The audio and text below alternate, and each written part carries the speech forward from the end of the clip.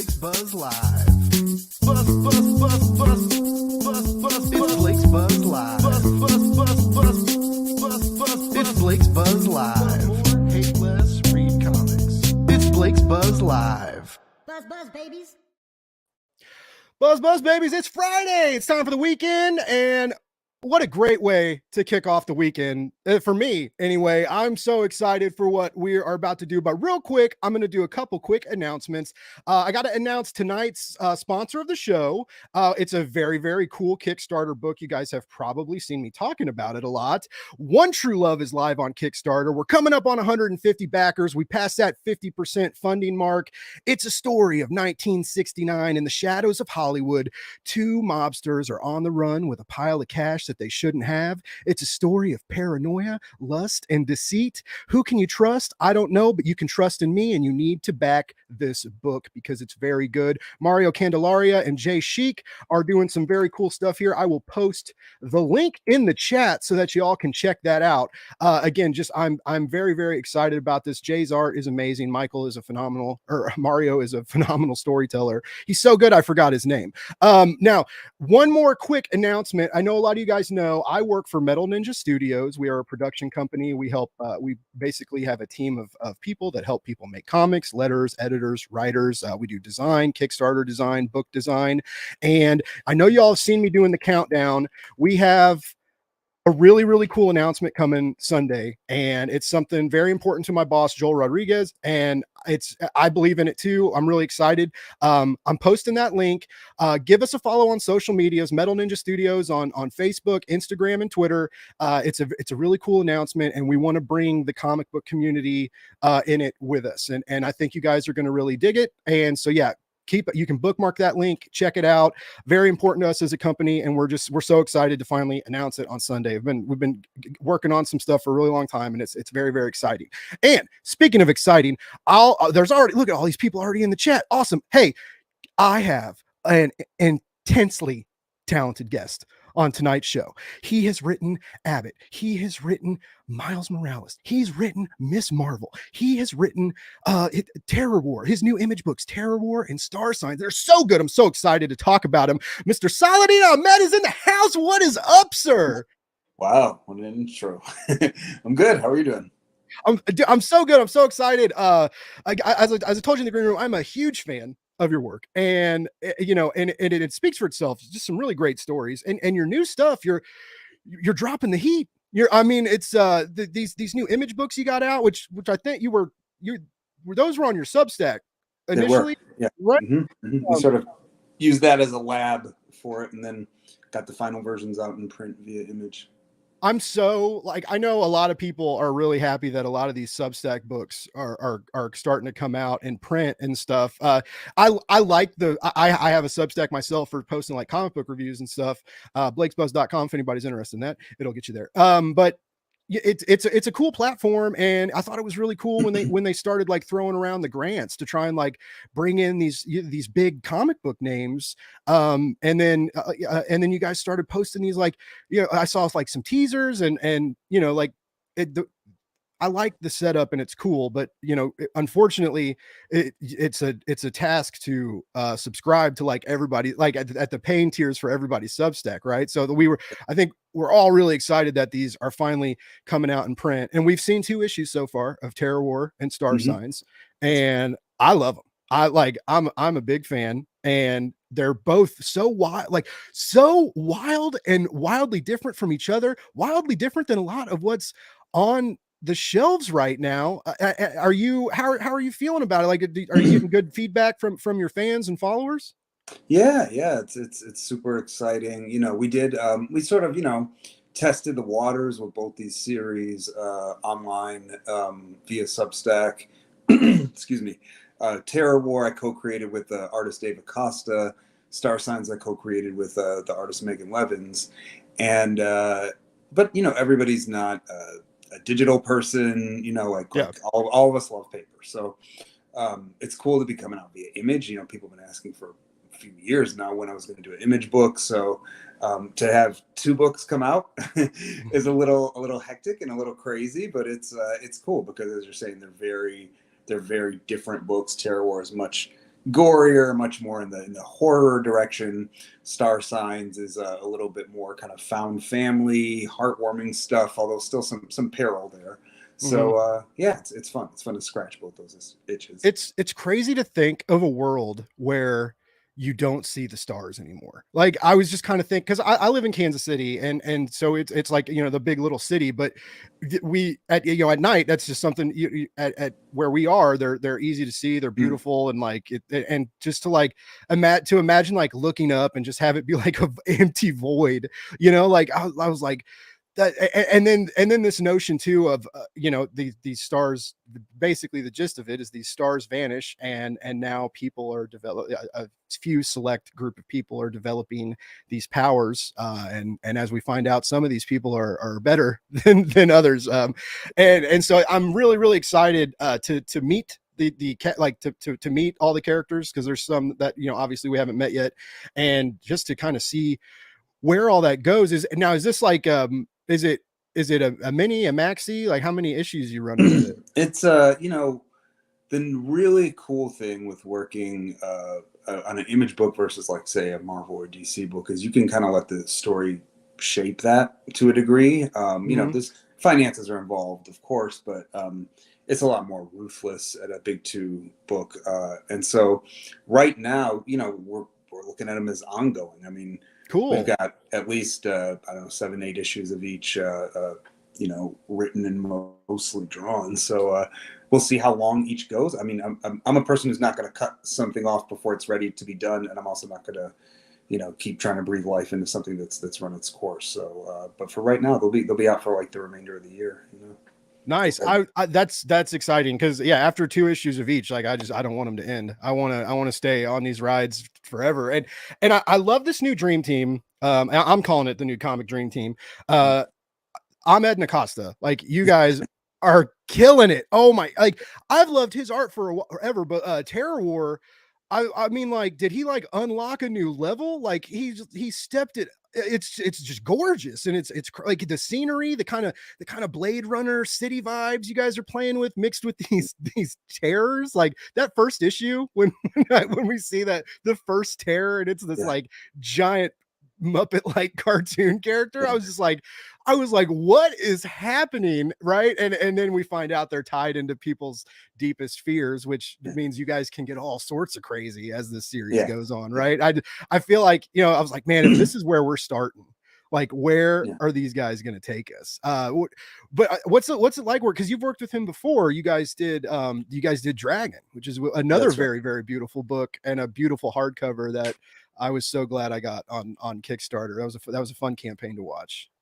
Yeah, Dave's a for lack of a better word, a genius. He's really he can work in different modes. So we started together years ago. We started on a pitch that never went anywhere, but we both happen to be kind of Detroit area folks, and so we had that connection, and you know, we kind of kept in touch.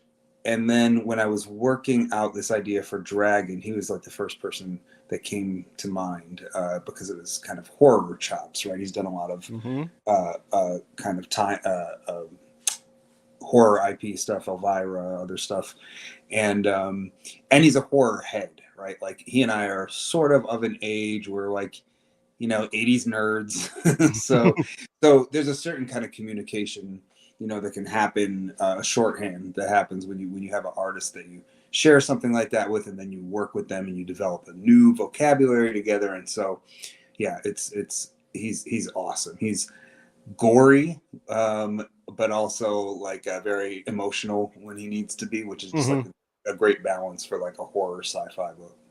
Yeah, the characters all his character models always emote so well, and you're totally right. You know, who knew you knew a lot about writing comics, and but they, you know, when some artists can do like big action really well, and some artists like are better at those like human interactions, right? And they both have purpose, but when an artist can nail both, it really makes for a more powerful piece. And in Terror War, we have these team mechanics, right? And these little relationships and these connections that that adds to the tension, like in these intense battles, like we don't want anyone to get lost. And then we meet the rival team.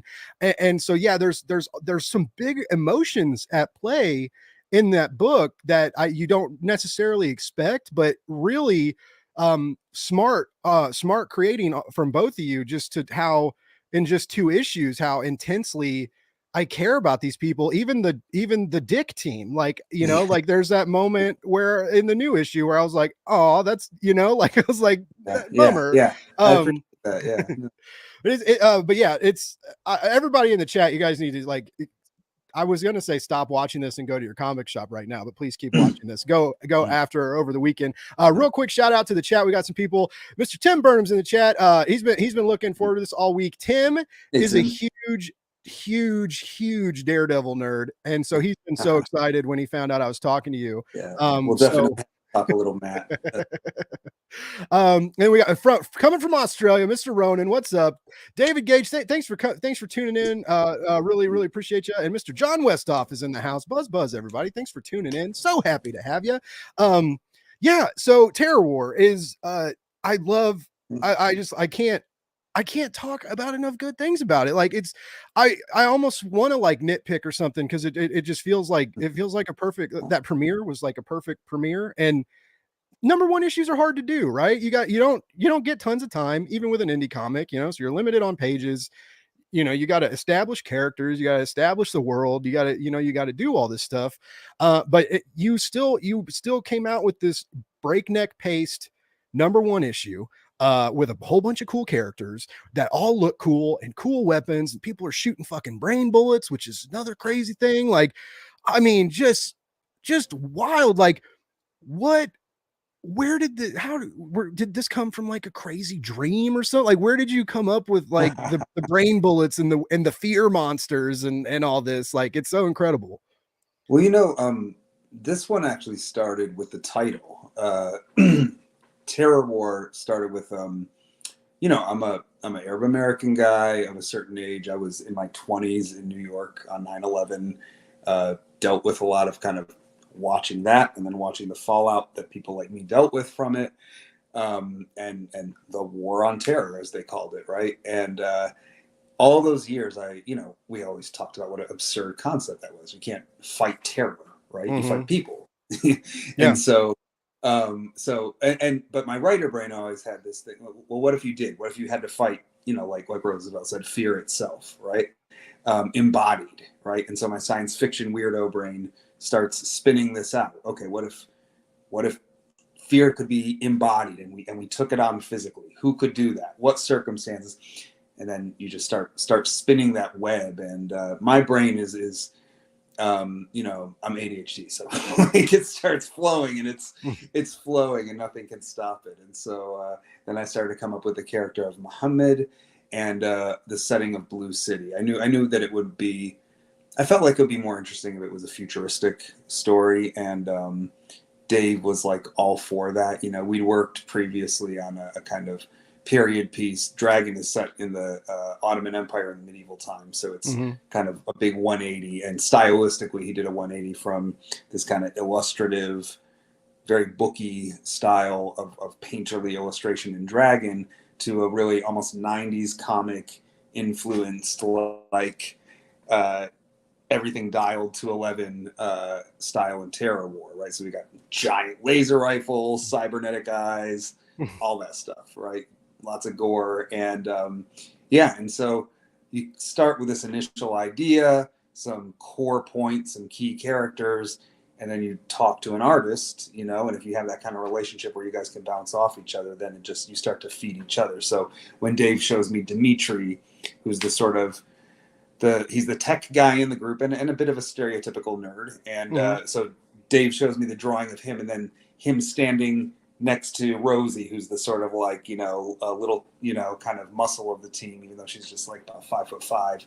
And I see him drawing those characters next to each other and the body language. And then I riff on that. Oh, there's a bond there that I wasn't picking up on even in my writing, right? So it's an awesome process to go back and forth like that.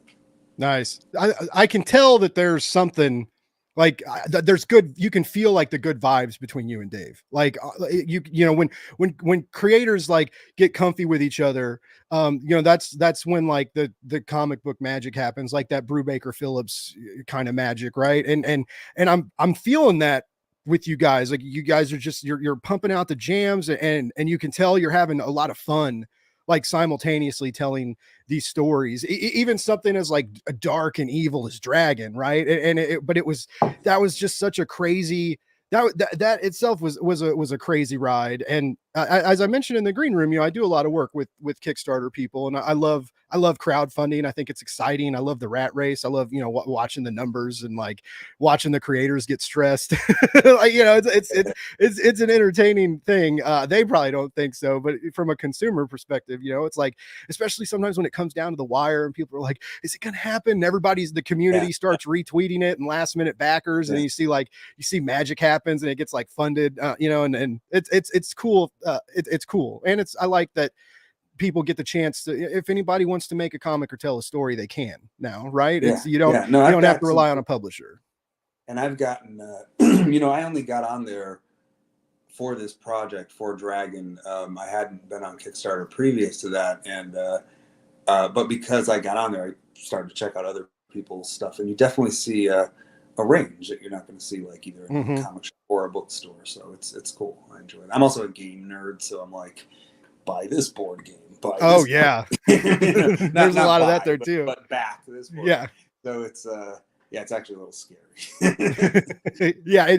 Well, and it gets you too, right? Because it's like, you know, like you back it now, and they're, you know, it's like, oh yeah, I'll pay, you know, we pay at the end of the month or in 15 days or whatever. And then all of a sudden you're like, oh, I backed like 8 campaigns and they're all ending at the same time. You're like, oh no. But yeah, it's a very cool deal. And you know, like during the pandemic, it kind of happened where it kind of replaced the missing comic book conventions. Like consumers got a direct connection with the creators that you don't have in the typical marketplace. You know, through the Kickstarter updates, through the continuous like social media presence you have to have during those campaigns. Doing, you know, most of the time they do a lot of podcasts and shows and stuff, and just it's a cool way to like interact with your audience. And but yeah, that Dragon was such a cool book, and you guys did such a good job on that hardcover, the back matter, the slipcase, the foil on under the dust jacket. Just an absolutely beautiful book. What made you guys want to go there? Because I mean, I feel like, I mean, you'll probably say I wish it was that way, Blake, but I almost feel like, you know, like what publisher would say no to you at this point? Like, well, no, that was the interesting thing, is it was born of pandemic, basically. Like we had this I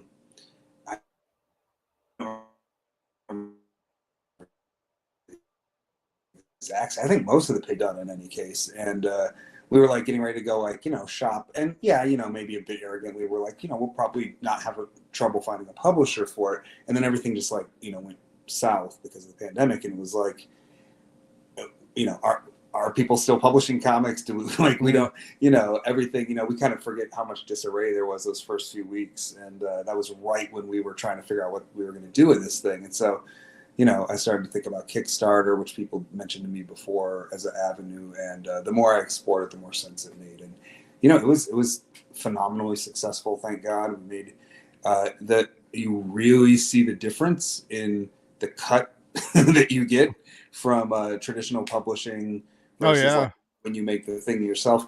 But it's a massive pain in the ass, even with people having paid somebody to do the management, even pay, you know, somebody else is printing, et cetera, somebody's doing fulfillment.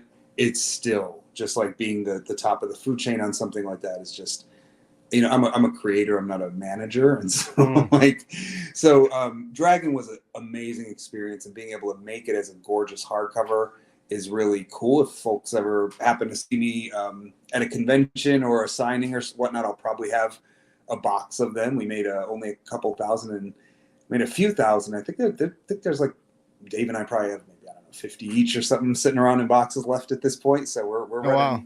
It's been cool. It's been cool, like going to signings and seeing people bring it, because that means they backed it on the Kickstarter. But it will probably, you know, we're talking to folks now and there's nothing public, but it'll probably eventually be traditionally published as a trade paperback. like a OGN, original graphic novel. Nice.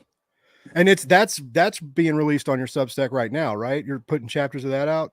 Yeah, the Substack is it's sort of in a bit of a state of stasis right now, kind of to be determined, because there's a bunch of things in the works in terms of the lab, in terms of how much we're feeling like we want to show people ahead of time now that it's coming out in print, spoiler wise and stuff. So we're doing a lot of thinking about kind of how that's going to fit into it. It was an incredible gift in terms of having a sort of just open laboratory for about a year to just make stuff was almost unheard of, right? And so what we do from this is kind of an open question. That's cool. Yeah. Again, if you guys meet Saladin at a con, buy the book. It's one of the prettiest. It's oversized. It's huge. Like the pages are nice, like nice and thick. It's not like they're not gonna like wrinkle up with those like moisture wrinkles and stuff that a lot of us have to deal with sometimes on New Comic Book Day and stuff. It just absolutely the production and the choices you guys made, just stylistically, just the physical edition of it is impressive. And then like Dave switched up his style, your voice, the way you kind of adjusted it to the timeliness of it all, right? And with the dialogue and the exposition, I thought was really, really smart, and it flowed really well, and also just like really violent and creepy, and that like Dave's art in your scripts, I can't say enough good things about it. It's just like it's a match made in comic book heaven, ladies and gentlemen. It's good stuff. If you see their names on a title, you definitely need to snag it. Shout out to Three Good Nerds. Thanks for tuning in. K-pop, what's up? Thanks for tuning in again. Always appreciate our live viewers. So yeah, we mentioned you got these two books out right now from Image. We talked a little bit about Terror War, and the other one is Star Signs, and another great premiere issue from you, which was like, I didn't see the turn at the end of the first issue, right? When we find out that Raina has like she can like stop time, right? And then we meet a couple of these other characters that have these new powers too, and it was like, it's not really a superpower universe book, but it sings a little bit with that mentality, right? Like, but that's another one too, where it's not too far off in the future, but these futures you're developing are kind of like in where you live in these worlds in these books that you're making, and do you not have hope for the future, or because I mean, they're not necessarily dystopian either, but they have dystopian vibes, and they do a lot of other things too. But it's I don't like, especially like the kind of ecological proponents to Star Signs, like, it's hard to ignore when, like, we've seen like the ocean catch on fire and these like trains blow up and spill chemicals everywhere, and now like, like the fires and the smoke in New York and stuff, like the world kind of presents itself in a dystopian nature these days, and is that ever like does it ever mess with your head when you're like, everything kind of sucks, and then you're writing this book where everything kind of sucks, and like, do you ever have to like separate yourself? It's funny because Star Signs was like, I started to write those issues a long time ago, and it was a bit of a process finding Megan Levins, who's just the perfect artist. Her lines are so clean, and she's sort of comic booky without being I don't know, without being big tooey, it's very human superhero art, I guess is how I describe it. And I'm loving working with her. But that was one where I definitely went a little bit further down the road with the project in my mind before we paired up. And then the bouncing off, definitely happened. And she's a co-creator, she's helped shape the book, certainly. But because I'd sort of had some roots on that so long ago, it was like way pre-COVID, right? And so now it feels like so many dystopian things we work on are like, oh, but it actually, I actually didn't like deal with the fact like, oh, people can't be in the same room, right? Like that would have made Oh, yeah. everything would have been worse. So I kind of feel like there's a Lily Tomlin. It's like, uh, no matter how cynical you are, enough to keep up, right? So I guess that's the type, but it's skeptical stuff out there, and I have to have one eye on hope, you know. I Yeah. have kids, you know. I want to believe that there's a world that they're going to be able to live in that doesn't totally suck, you know. And I try to kind of hone that in writing like Miles and writing Kamala, try and remind my crusty old 47-year-old self, like, you know, what hope is like, and what like looking at the world as with possibility is like. Yeah, I like how you say you're crusty 47-year-old. You have these like locks of flowing, gorgeous hair. I was going to ask you, like, does having great hair make you a better writer? Because there's a lot of really great writers with great hair, and you can't kind of ignore that. That's really funny. I was on a call. Well, I won't say what, but it was a Marvel call with Cody Ziegler, Zig, as he goes by, who's currently the new writer of Miles Morales, and he's got like a cool kind of pink mohawkish type haircut, right? And somebody on the call said he had the coolest hair in comics. I was like, no, fuck that. So we had a little beef over that. No, I do have to dye my beard at this point because I'm 47. That's where the gray is showing up first. So those salt and pepper vibes are in, man. Just let it go. Yeah, I'll probably let it go. Now I did want to, you mentioned Kamala and Miles, and so both of those books were like really special to me. Like when Bendis launched that, Miles Morales was my Ultimate Spider-Man. I didn't read original Ultimate Spider-Man until after that.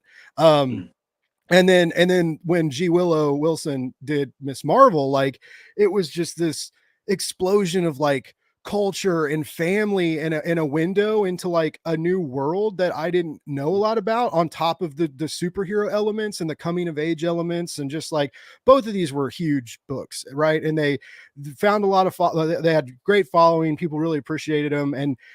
But these were so personal to G. Willow and to Bendis, you know. And when they decided to like step off of these books, and you took over, and you did a great, right? Like you came in and it felt seamless, and you knew their voices, and you knew how they acted, and you knew what to do with them in intense situations, and you just really carried that heart and charm that was laid so thick in the issues before. Like how stressed were you? Like that had to have been, or just because of like who you came in after, and oh no. Oh, I ruined it, guys. I asked too hard of questions, Tim. I think I had a slight technical burp on my end. What was the second question? Oh, yeah, no worries. I was about to tell everybody how you told me you were going to hang up on me if you got tired of the interview in the green room. I was like, No, I get the question was kind of about the kind of how stressed was I? Yeah, like Right. when you took over those writing jobs from them, like did you feel confident going in, or were you kind of like, or maybe a mixture of both? Like I feel like there was a lot of weight. Yeah, no, they were slightly different situations for me. Miles, you know, Bendis and I think interacted online briefly, you know, maybe, but we don't know each other. We've never met. You know, we have lots of friends in common, of course, but we never met. Whereas Willow and I, even before I was doing comics, you know, I came to comics only with Black Bolt in 2017.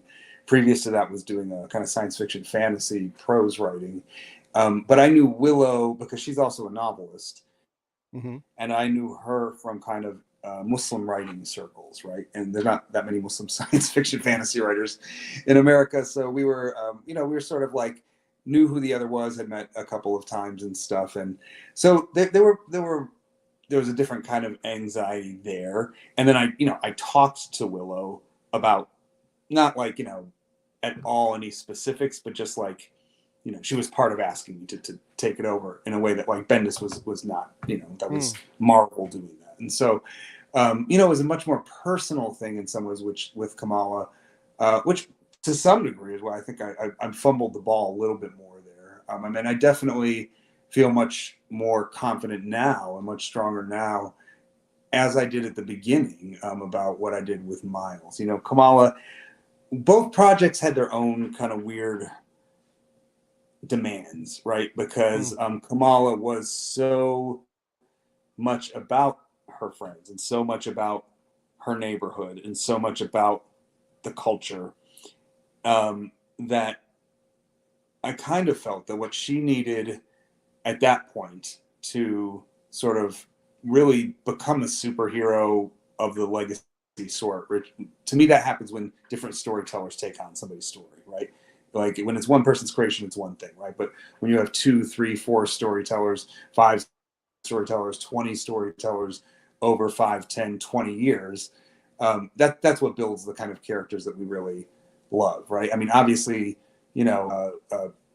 Stan and Jack created the Fantastic Four, right? But like, they're the Fantastic Four because of all the things they've gone through over the decades at the hands of so many folks, right?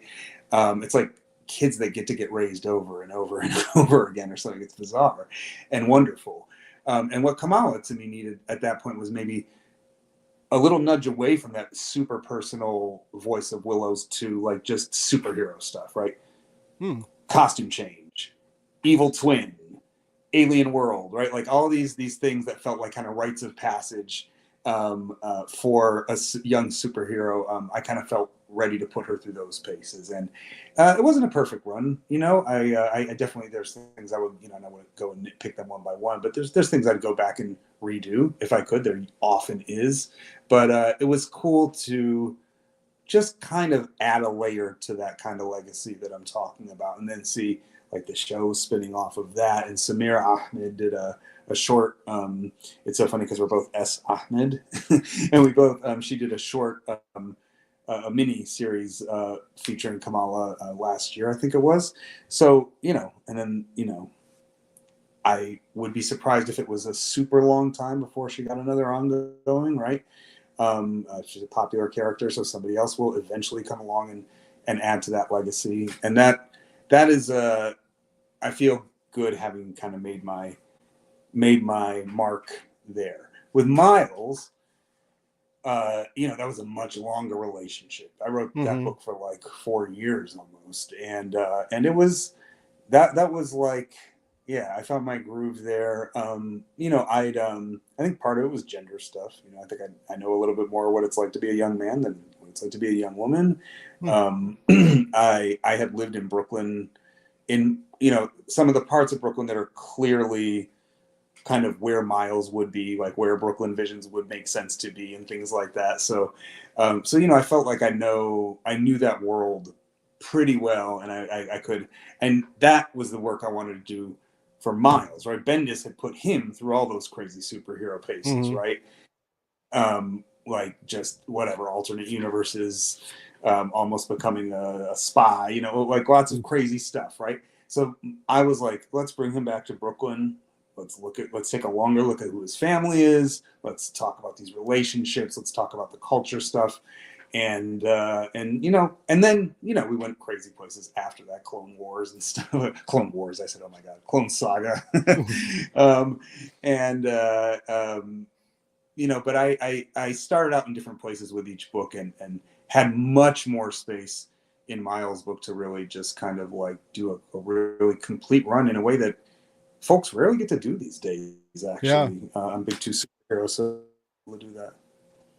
Yeah, it's so weird that I miss it, kind of, like Tom King is another one, a writer I really like, and like him and Scott Snyder, and they did these, like they got to do these sweeping Batman runs, but it's so, like you said, it's so rare now, especially like on the Marvel side, like we just don't see creators stay in one area for too long, and yeah, it's a bummer, because I mean, even if you're a great writer, like you said, you're gonna hit your stride, right? And it may take a moment to like unlock that element that really, turns the run into something magical. Or like your first arc was great. I'm not trying to say like you had a lame start to Miles Morales, but it's just like the more you do something, the more comfortable you get with it, the more you kind of become one with the narrative, so to say. And it seems like we don't give creators that choice anymore. It was like 12 issues, you're out, like somebody else. Which is, I mean, I get why things that happen that way, but it's like the ruthless economics. It's everywhere. It's TV too, right? This is part of what's going on with the strike. Is like, back in the day, when you had a TV show, a network TV show, you had dozens of episodes, right? To like, you think of like a season of Star Trek: The Next Generation from back in the day, right? That they had like countless episodes to our modern sensibility, where they could develop the characters, the relationships to each other, do like wacky one-offs, and nobody's got the attention span, and more to the point, Hollywood and by extension kind of comics, doesn't have the financial patience, to invest in something. And it's not particular to Marvel, it's not particular to DC. It's just it's kind of the system in general is like, you better give us whiz bang wow, smash hit from Git, or else your clock is ticking. And not every story works that way. So it is a shame. Yeah. Now, what's cool is, actually, we had a question for you. I forgot to bring up in the chat. K-pop is local, and I guess Dave's been doing some signings. Wanting to know if you guys are going to do any other signings together anytime soon. Yeah, definitely. I would imagine probably sometime this summer, but if not, I'm definitely planning to do something local for the Daredevil launch in September. So nice. Oh man, that's such a long wait. I don't want to wait. What is it, June now? Yeah. Another big writer you're coming in after, like Chip's had a lot of success with his Daredevil run, and it's so fun to watch. He's such a character, right? And Chip, Chip and Matt, but like Chip but to see like how Chip acts and how funny he is and charismatic and just you never know what he's going to say, what he's going to do, right? And to have him writing like these brooding, hulking icon, like Matt and Bruce Wayne, and he takes them to some really dark places too, right? But yeah, I'm so excited for I don't know if ladies and gentlemen, Saladin is our next Daredevil writer. Like I work at Marvel, but he's taken over old Hornhead and going to Hell's Kitchen and going to cause a ruckus, and I'm really, really excited. Like that announcement, we've all been whispering about it because we knew Chip wasn't going to be around on the title forever. He had other things he wanted to do or something, whatever he's got up his sleeve these days. But but like how long have you known, like before they announced it? Did you know for quite a while that you were going to take that job? It was a few months. Yeah. We I mean, that's been the cool thing is with this run, we've gotten a little bit more of a runway than is typical. Like we were just talking about, this kind of breakneck pace of comics, and you never know. Knock on wood. We'll see what happens. But Marvel seems pretty excited about what we have planned, and seems invested in it pretty long term. And so we've been able to plan for a minute now. Lining things up, and part of that process has also been me and Chip talking, which has been really cool to do. There's a tradition in Daredevil writing of both of the writer, kind of the previous writer, sort of setting something fucked up for the next writer to deal with, and also just kind of like a little bit of back and forth. So it was cool to, without sort of either of us stepping on each other's toes, to just compare notes a little bit and make sure the transition made sense. So yeah, you talk about anxiety, right? And you talk about being stressed.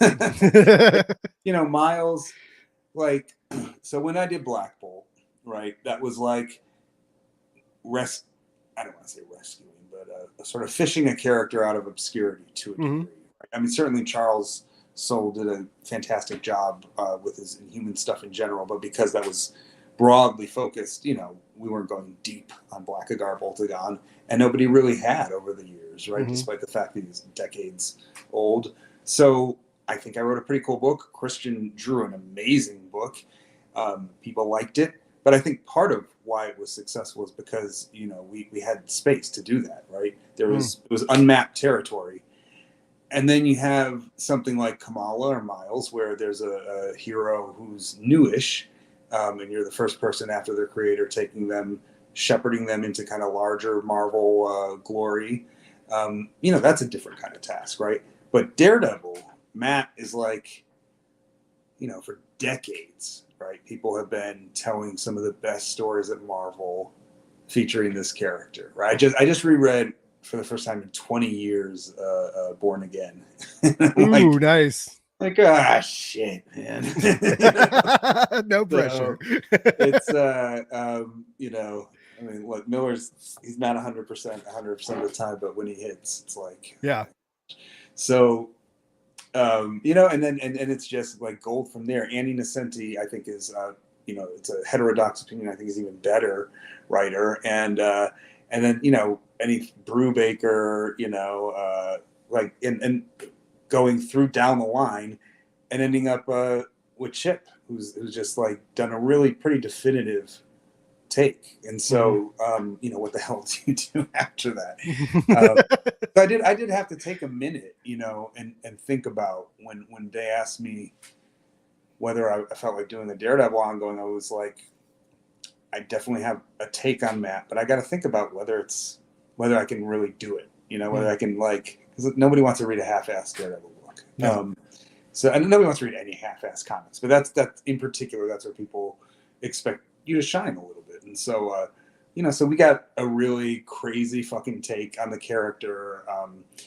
Like, yeah, I mean, I'm not going to tease anything because we're like, some real weird reveals are part of what we're trying to do.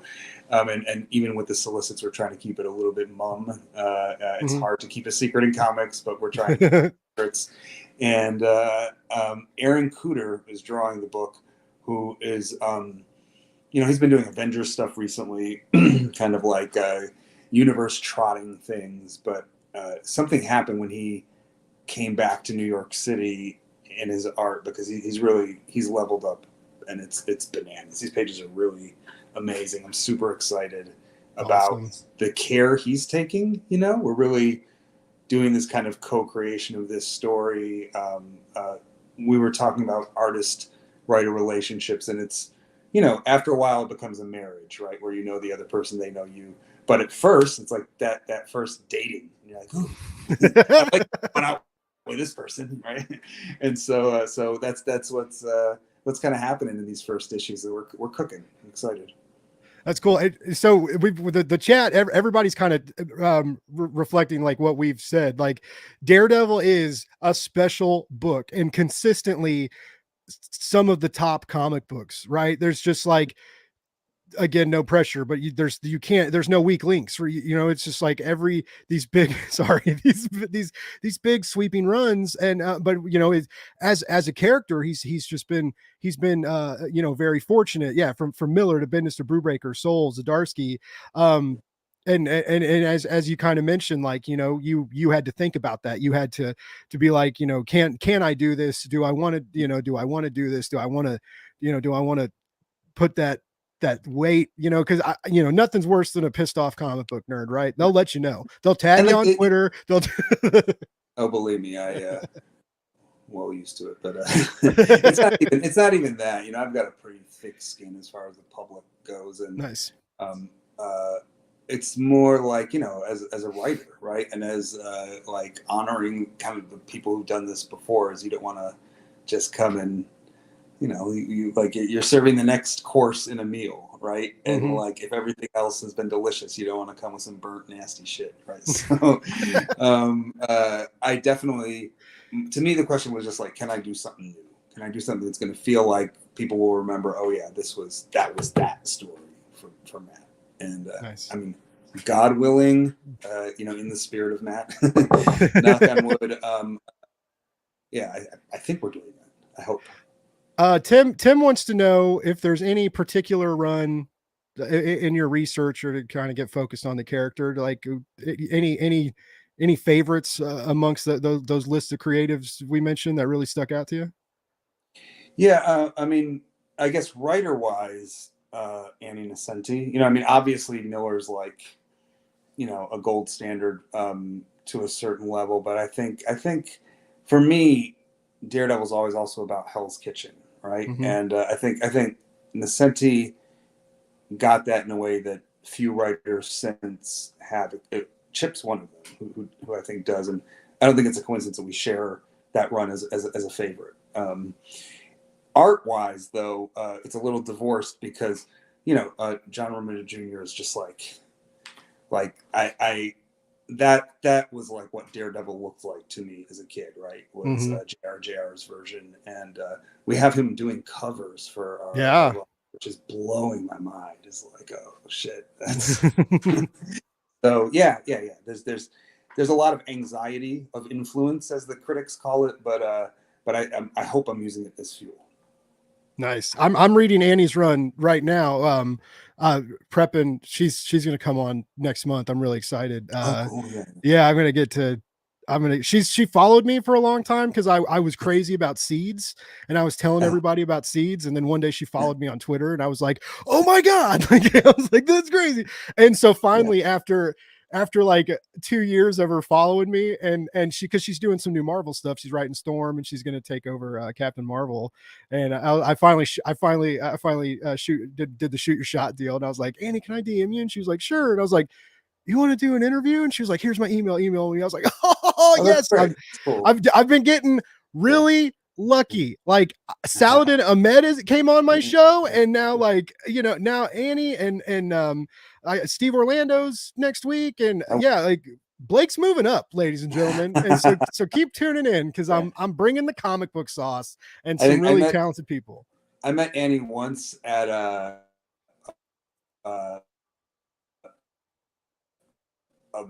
bar. There's I won't say what bar, and I was there like when I first was doing Black Bolt, so I was like totally new to comics, like kind of starstruck, and somebody's like, oh, this is a Sandy. I'm like, it's like such a dork. I think I hope I mostly remember myself making a fool of myself and yammering at her. So it's it's like people come sometimes they're like, oh, fanboy. I'm like, all of us do it. We all have somebody we do that for.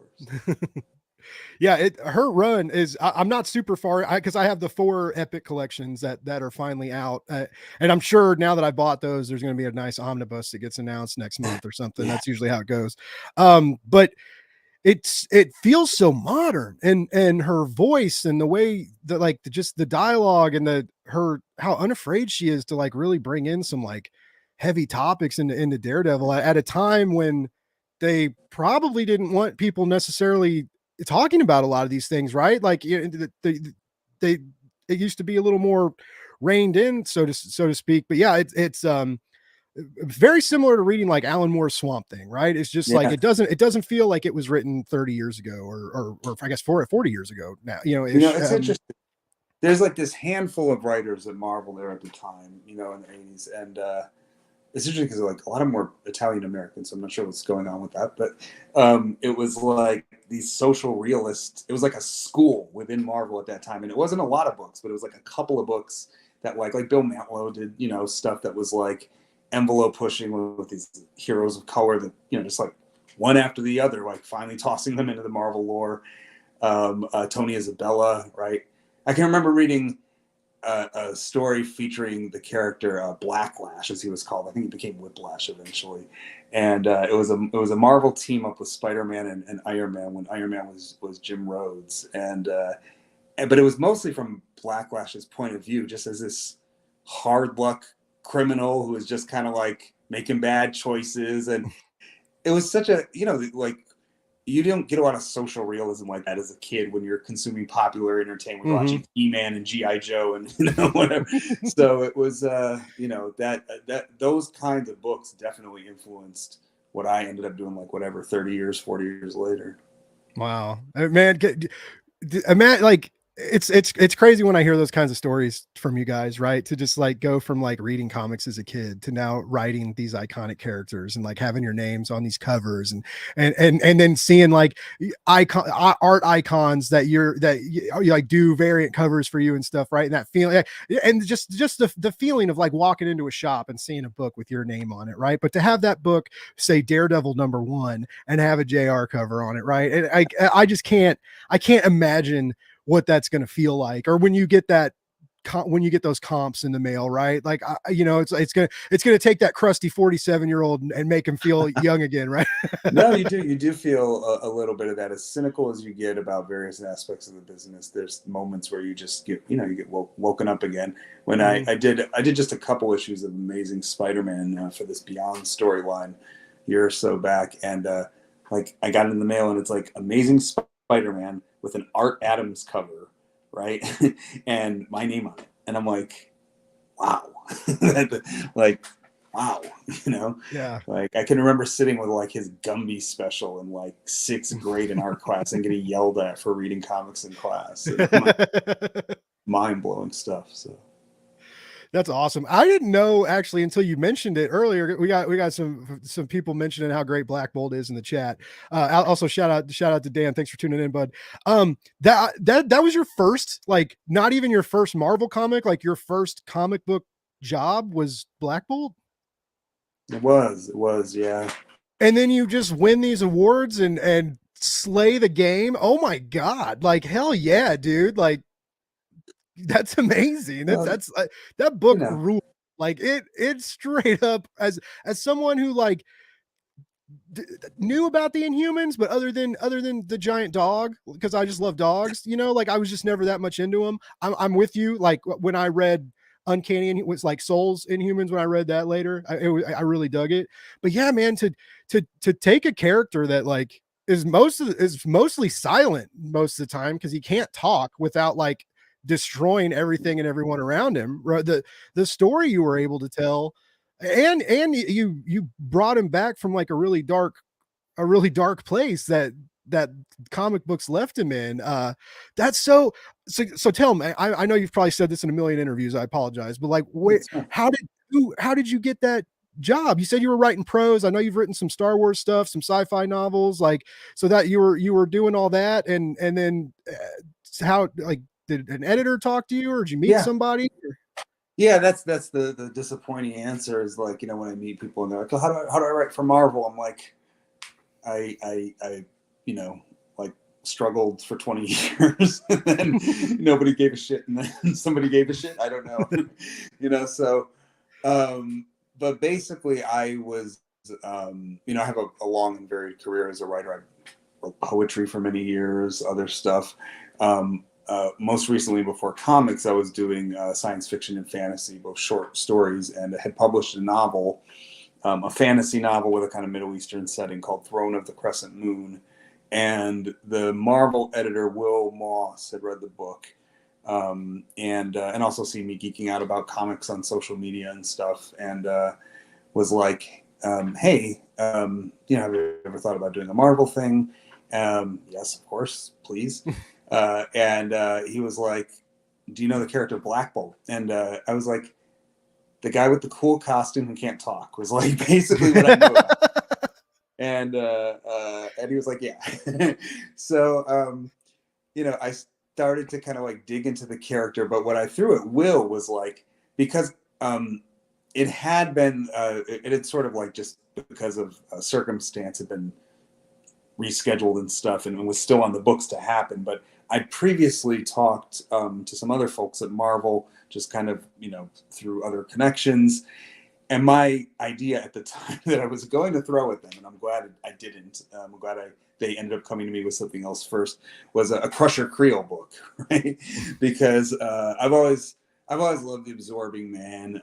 He like in everything from Secret Wars to like all his kind of like daddy appearances in the '80s and stuff was he was just such a cool concept, and he was always like he was like this guy that in the middle of like thunder gods and aliens and stuff, he was this guy that talked like my uncles, right? And so it was like I just yeah, I love Carl. So I was like, I got a Crusher Creel idea to Will Moss. He was like, I'm not sure we could do a solo Crusher Creel book, but I was like, but my idea, my pitch was about the Absorbing Man being in prison. I have a lot of pretty strong feelings about incarceration. I have family and friends who've dealt with it, and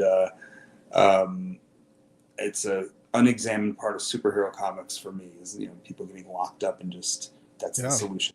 We're the good guys because we don't kill, but we throw them in a cage, right? So, I wanted to just take a minute and be like, what's that cage look like? What's it look like inside that cage, right?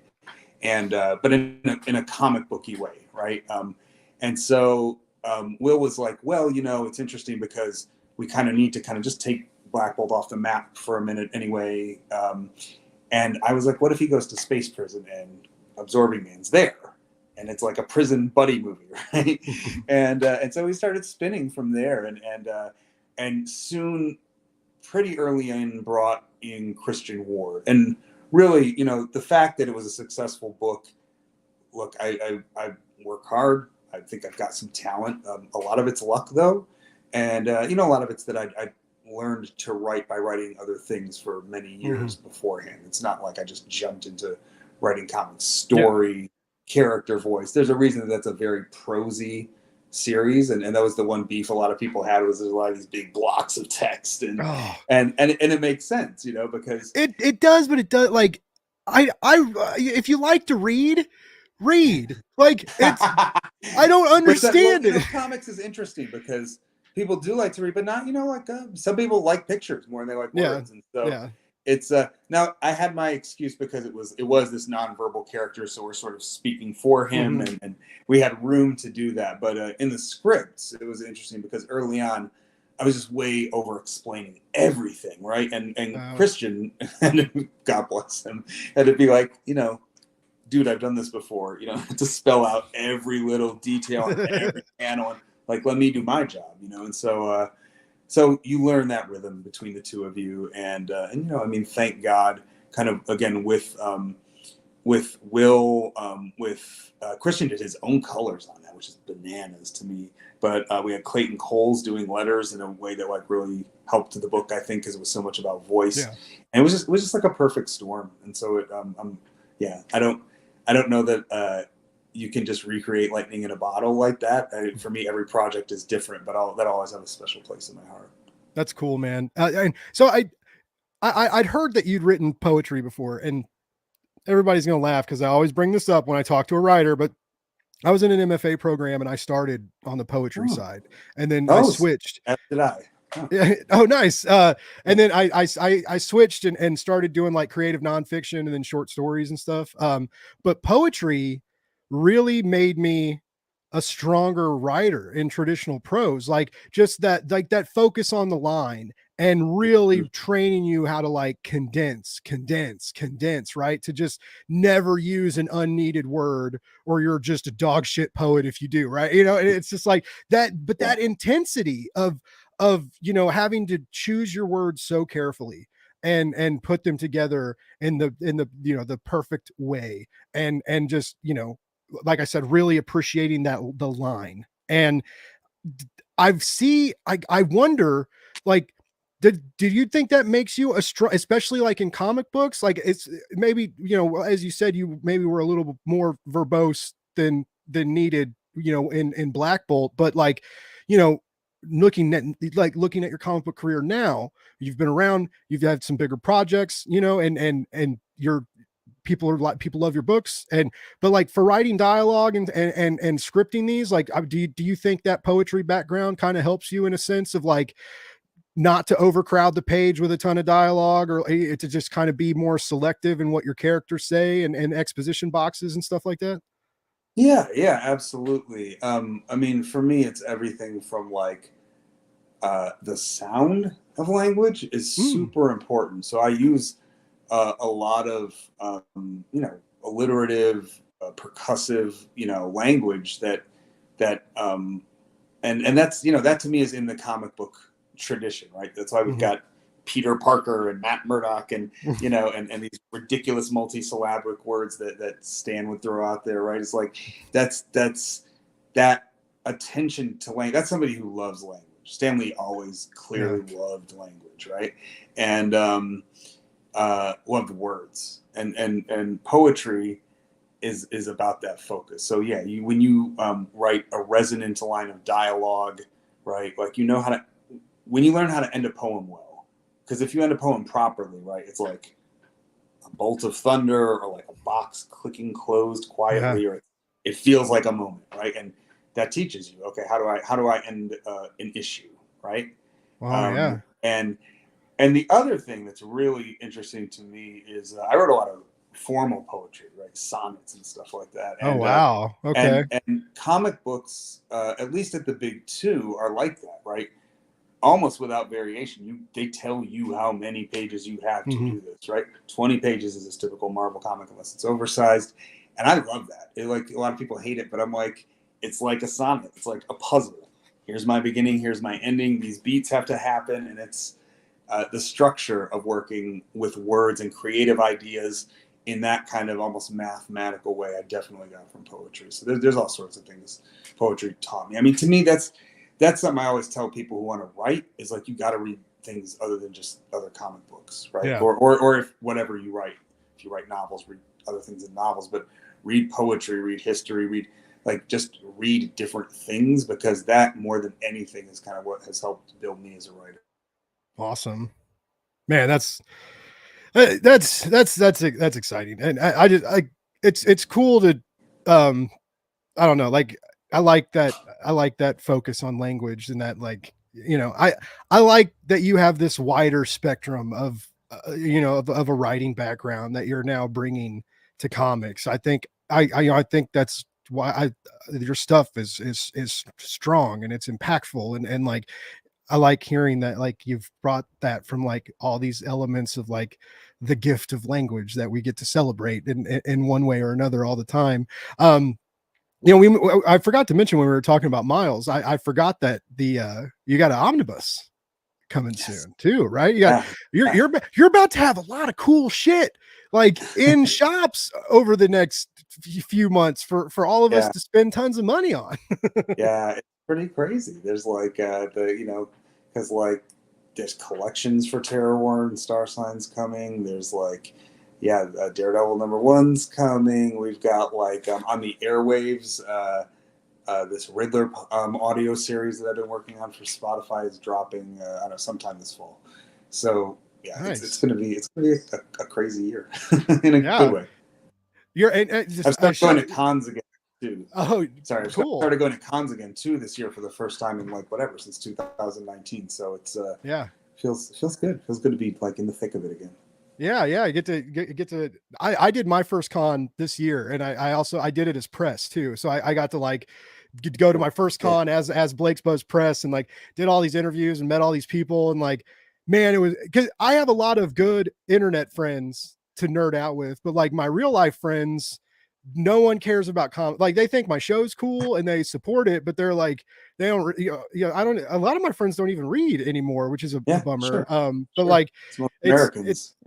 yeah, it's a continuing plague, unfortunately, because it's just like I've just always loved to read, right? And it's I can't imagine not having that release or that outlet or that distraction, and even trying to get back into writing again, to like to be a part of that is again just they're very therapeutic. But anyway, but yeah, it was so cool to like interact with people and that everybody's just so passionate about these same things, or you're standing in line to meet Garth Ennis and like everybody's the people around you are chatting about like their favorite Garth, and it's just like Yeah, yeah, it was so fun and I've heard people talk about it, right, but to like really experience it and then just and how fun it is, but then like after that weekend just how absolutely tired. insanely exhausted I was. Oh my God. It's rough. Yeah, it was a cool, it was a very cool experience. We got El Crudo in the chat. What's up, baby? And yes, as we've been talking about, you should check out Daredevil, check out his other Marvel stuff, check out Terror War, check out Star Sign. Saladin's got some cool stuff out there, ladies and gentlemen. If you want to spend some bucks at your local comic shop. Tim's saying Tim loves Ann's run. He's one of the reasons why I've been wanting to read it, and he actually helped me get his like comic shop had a sold out epic collection that was selling for like stupid money online, and he got it for me for cover price and mailed it to me because he's just super nice dude like that. But yeah, he's forever shouting out Ann's run. So I can already tell how excited he is just hearing you be excited about that too. This is a good question. Or do you know who's going to be doing your colors and letters? That has not been announced yet. So. Okay. Well, sorry, Tim. we tried. Mickey Mouse will kill me. Dan says, "What are real life friends?" I don't know, man. I'm just glad I got you in my life, Danny boy. But yeah, just again, I can't tell you how happy I am that Matt Murdock has you behind the wheel. I'm really excited to see what you do and how you fuck up his life, because every great writer fucks up Matt Murdock's life in one great way or another, and it's so intense, and then you guys break him, and then you build him back up even stronger and better than before, right? And so I'm really excited just to see all the terrible shit you put him through one way or another. No one's ever written so people argue that or not argue, but Mark Waid's run, it feels kind of at times like the most upbeat one, but it's also like he's dealing with crippling depression the whole time. And it's like, when you really think about it, it's like, oh, this is, and a lot of that was like Sam Nee's art, and the colors, it was a very bright book, right? And it kind of didn't, the art didn't have that brutality that it sometimes has. That's interesting. But it's just like that poor guy. he just can't catch a break. But man, does it make for good storytelling though. No, you want to watch him go through it. It's like watching Peter just get knocked down and get back up again. You want to watch it. It's not fun if they don't get knocked down. That's part of what being a hero is, right? Is you don't stay down. Even when your body gives up, even when you've given it everything you got, even when the city hates you, and doesn't matter how many times you save it, and people still want to spit on you and you have to give up your midtown apartment. Boo-hoo. Fucking around. No, we're putting him through the paces. I'll say the only barest hint of anything I'll say is that it's interesting to me to take a superhero seriously as a religious person, and to as somebody who cares about their soul, right? Yeah. Because it's not something we see a lot, and so that was one of several ways into Matt for me, and that's all I'll say about that. Nice. So you can, with somebody who has those concerns, you can put them through even more paces than you can somebody like Peter. So it's nice. It's fun in a sick way.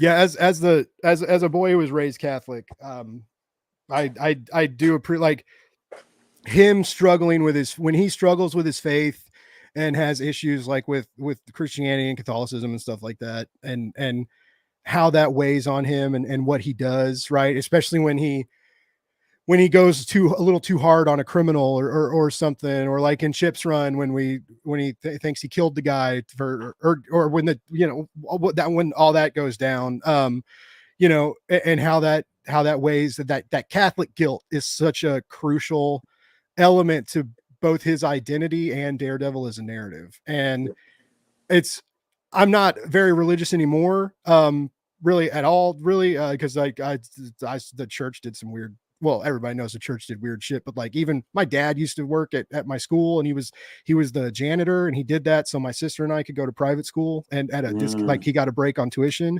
And I just watch these people treat my dad like shit, and I believe it. And it really like like made me see the church differently. And then the scandal stuff happened, right? And then I was like, I just can't anymore. But Well, yeah. look, let's think about Matt, right? And again, without getting into anything vaguely spoilerish, Matt has all of that Catholic guilt, but he's not. He's someone who knows what's up in the world, who knows what's right and wrong at the end of the day. And so, these big institutions that have these that profess one thing and don't always do the thing they profess, that's not something that's always going to sit well with a man like Matt, right? And so, yeah, to me, again, that's just more rich ground for storytelling.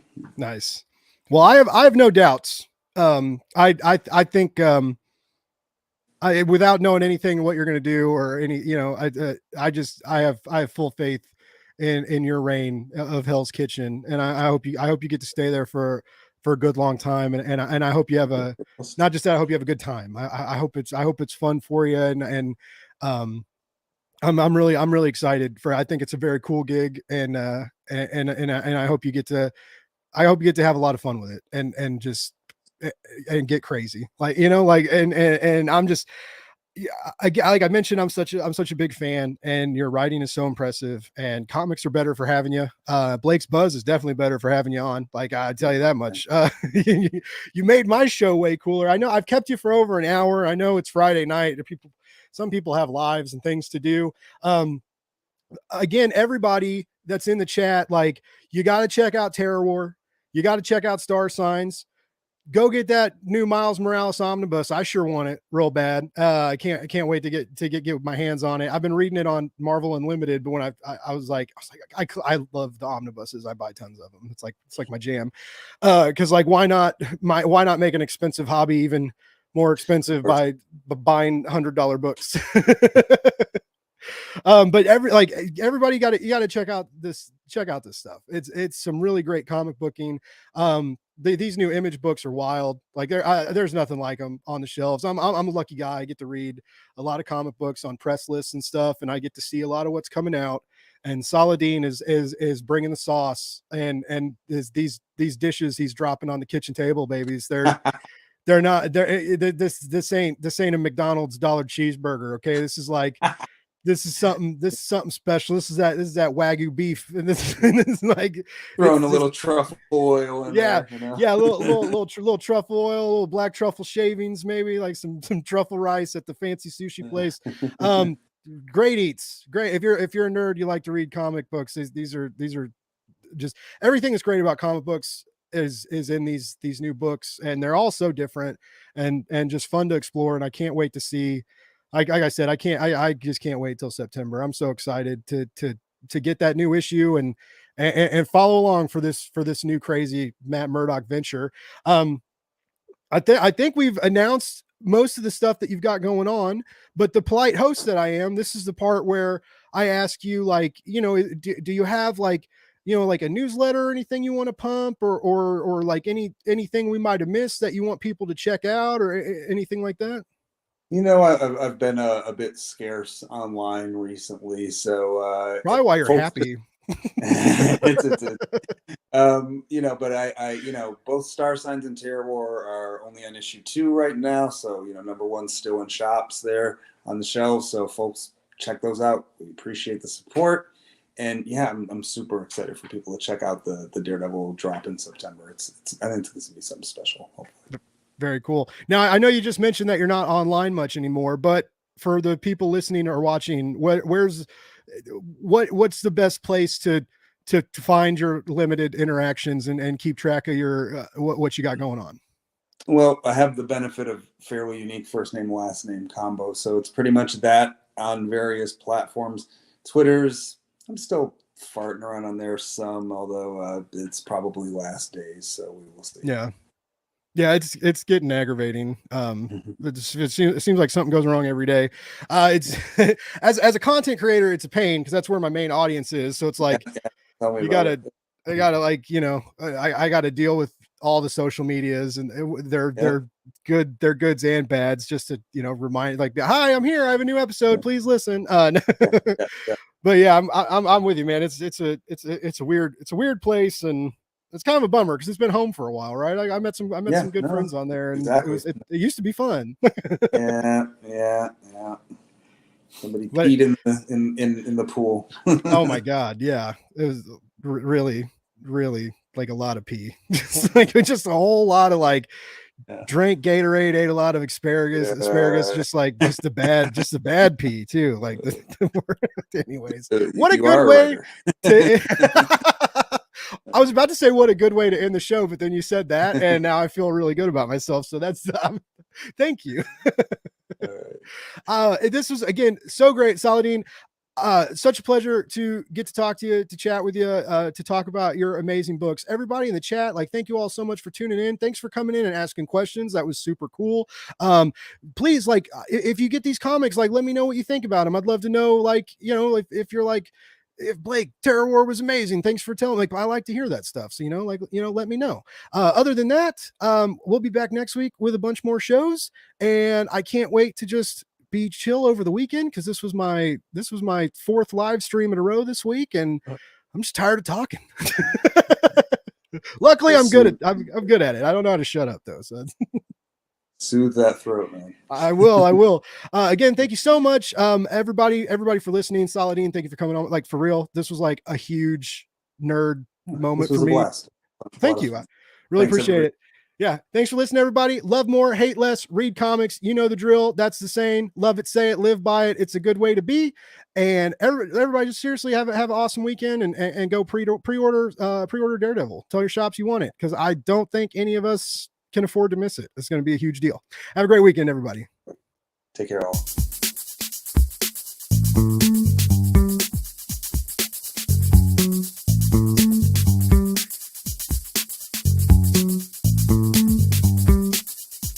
It's Blake's Buzz Live.